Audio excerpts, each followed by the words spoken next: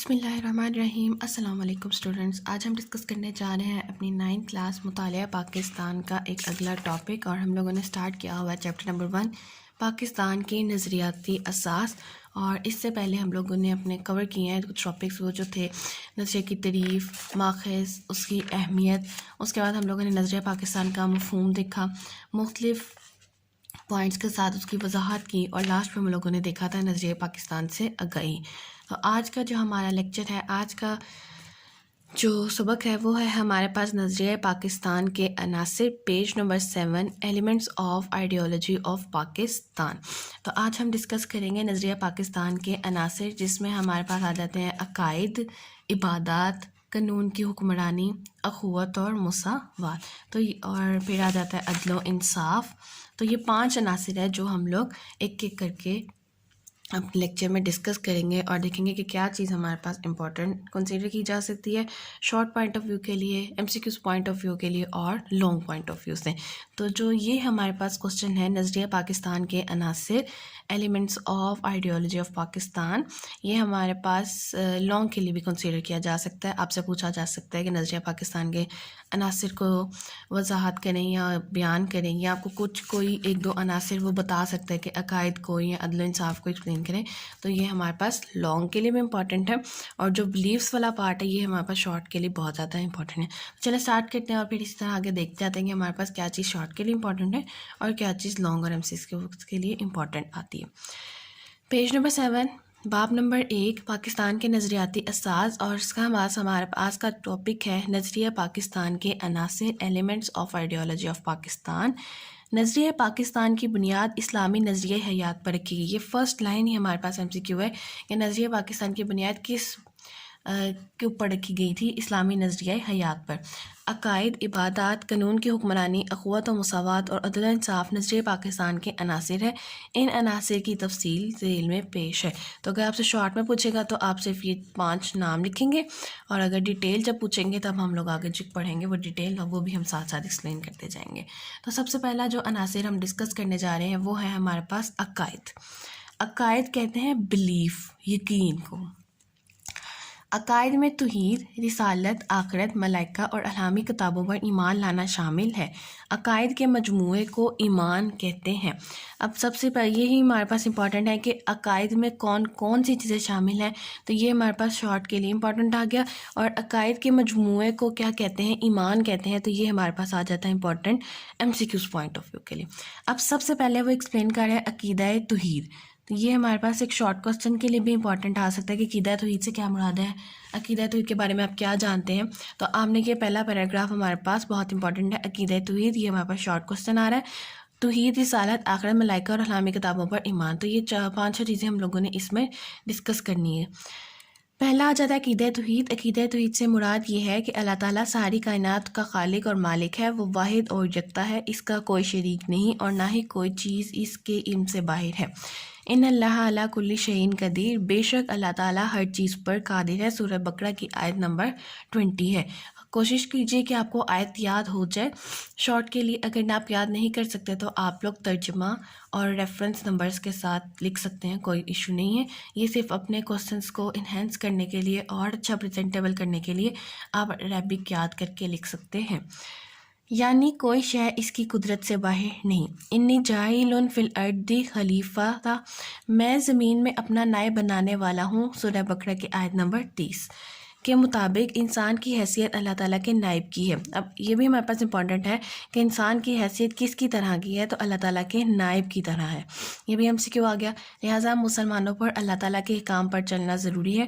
اللہ تعالیٰ کے قادر مطلق ہونے اور انسان کے نائب ہونے کے عقیدے سے خود بخود یہ بات واضح ہو جاتی ہے کہ انسان اپنی طاقتی حد تک عمل پر قادر ہے، لیکن اصل قدرت اللہ تعالیٰ کے ہاتھ میں ہے۔ انسان اپنی طاقت کے مطابق عمل کرے اور نتیجہ اللہ تعالیٰ پر چھوڑ دے۔ تو اس میں یہ چیز ایکسپلین کی جا رہی ہے کہ اللہ تعالیٰ ہر چیز پر قادر ہے، انسان کسی چیز پر قدرت نہیں رکھ سکتا۔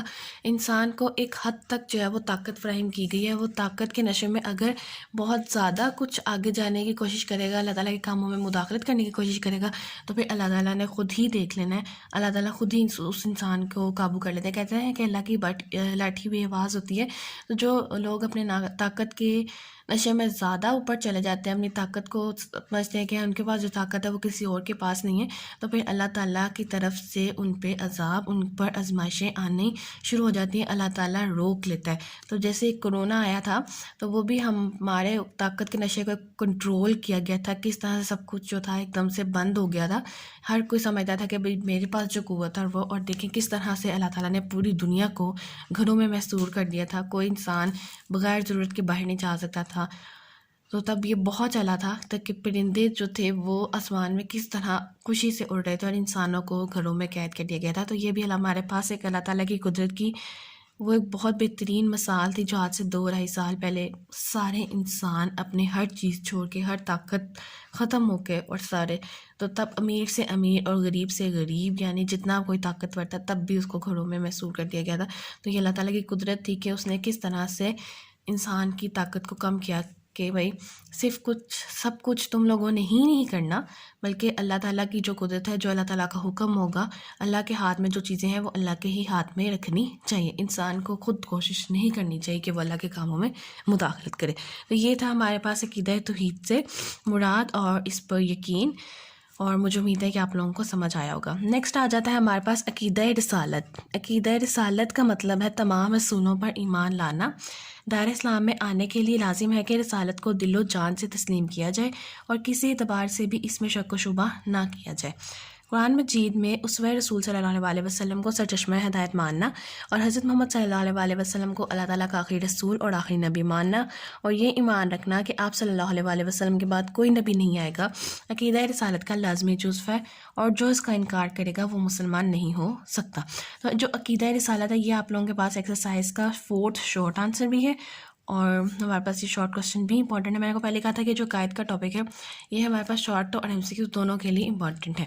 تو عقیدہ رسالت سے مراد ہے تمام رسولوں پر ایمان لانا، اور دائرہ اسلام میں داخل ہونے کے لیے اور اس میں رہنے کے لیے ضروری کہ آپ کو اس چیز کا دل و جان سے آپ نے تسلیم کرنا ہے، ایکسیپٹ کرنا ہے، اور کوئی شک آپ میں نہیں ہونا چاہیے۔ اور مین مقصد اس کا یہ ہے کہ اللہ تعالیٰ کے آخری نبی جو ہے وہ حضرت محمد مصطفیٰ صلی اللہ علیہ وسلم ہے، اور اس بات پر یقین رکھنا ہے اور ایمان رکھنا کہ آپ صلی اللہ علیہ وسلم کے بعد نہ کوئی نبی ہے اور نہ ہی کوئی نبی آئے گا، اور یہ جو ہے سب سے اہم پوائنٹ ہے عقیدہ رسالت پر ایمان لانے کا۔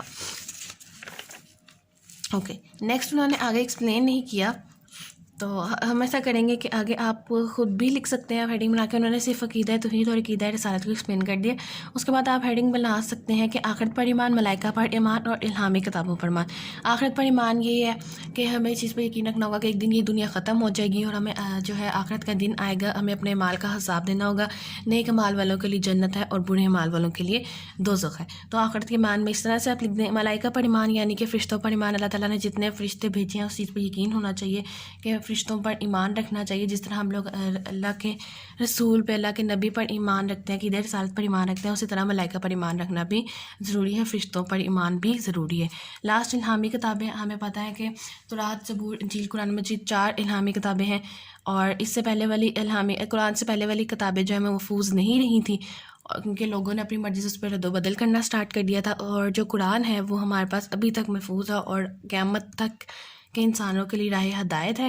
تو ہمیں الہامی کتابوں پر بھی ایمان رکھنا چاہیے۔ تو اس طرح سے آپ کی چاروں چیزیں جو ہے وہ ایکسپلین ہو جاتی ہیں۔ انہوں نے صرف 2 چیزوں کو ایکسپلین کیا ہے، تو ان کیس اگر لانگ آ جائے تو آپ لوگ سیپریٹ ہیڈنگ بنا کے، جیسے سب ہیڈنگ آئے گی ہمارے پاس عقیدہ توحید اور عقیدہ رسالت کی، آپ ملائکہ اور الہامی کتابوں پر ایمان اور آخرت پر ایمان کی ہیڈنگ بنا کے اس میں اپنے ورڈز میں کچھ چیزیں لکھ کے 1 to 2 لائنز میں اس کو کنکلوڈ کر سکتے ہیں۔ آگے چلتے ہیں، آگے آ جاتا ہے ہمارے پاس عبادات، ارکان اسلام یعنی پلرز آف اسلام، یعنی کہ ارکان اسلام، اسلام کے رکن۔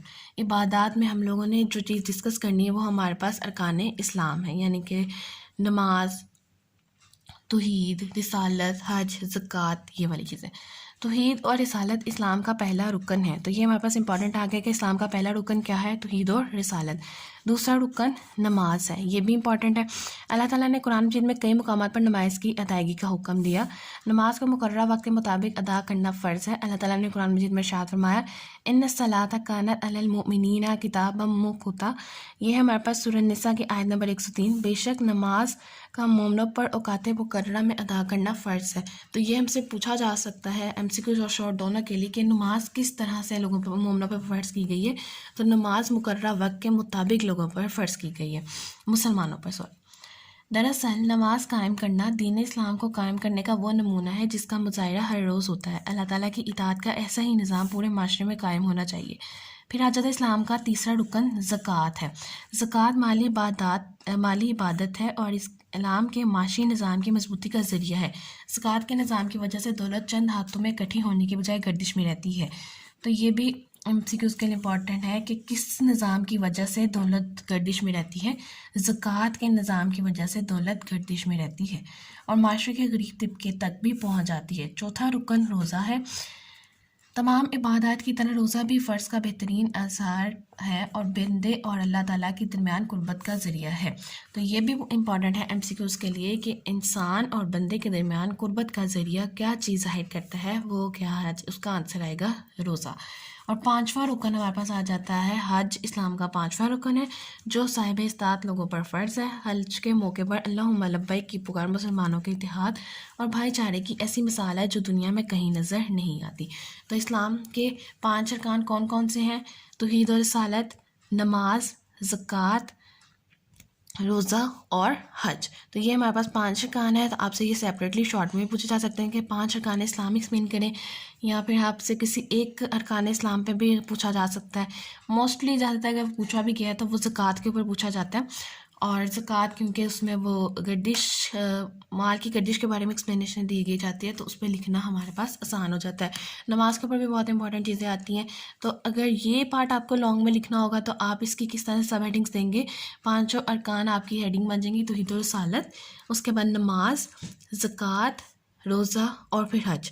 آپ سب مین ہیڈنگ دیں گے عبادات کی، اس کے بعد سب ہیڈنگس ان ارکان اسلام کی، اور ساتھ ساتھ ان کی آپ ڈیٹیل لکھیں گے تو آپ کے پاس ایک اچھا لانگ کوسچن جو ہے وہ تیار ہو جائے گا۔ تو اسٹوڈنٹس آج کا جو لیکچر تھا وہ ہمارا یہیں تک تھا، جس میں ہم لوگوں نے ڈسکس کیا 2 نظریہ پاکستان کے عناصر، عقائد اور عبادات، ارکان اسلام۔ انشاءاللہ اپنے نیکسٹ لیکچر میں ہم لوگ باقی تینوں ارکان کو کور کریں گے، اور یہ لانگ کوسچن اور یہ ٹاپک ہمارا انشاءاللہ کمپلیٹ ہو جائے گا۔ اور مجھے امید ہے کہ آپ کو آج کا لیکچر سمجھ آیا ہوگا۔ ان کیس کوئی کوسچن ہے، کوئی کوئری ہے، یا کوئی چیز جو ابھی تک آپ لوگوں کی اسٹل کلیئر نہیں ہوئی، آپ مجھ سے پوچھ سکتے ہیں۔ میری طرف سے مکمل کوشش ہوگی کہ آپ لوگوں کو گائیڈ کر سکوں۔ اور لاسٹ میں میری آپ سب سے صرف ایک ریکویسٹ ہے، کائنڈلی آپ پلیز چینل کو سبسکرائب کیجیے، سپورٹ کیجیے، ویڈیو کو لائک کیجیے، اور آگے اپنے فرینڈز اینڈ فیملی کے ساتھ ضرور شیئر کیجیے۔ Thank you.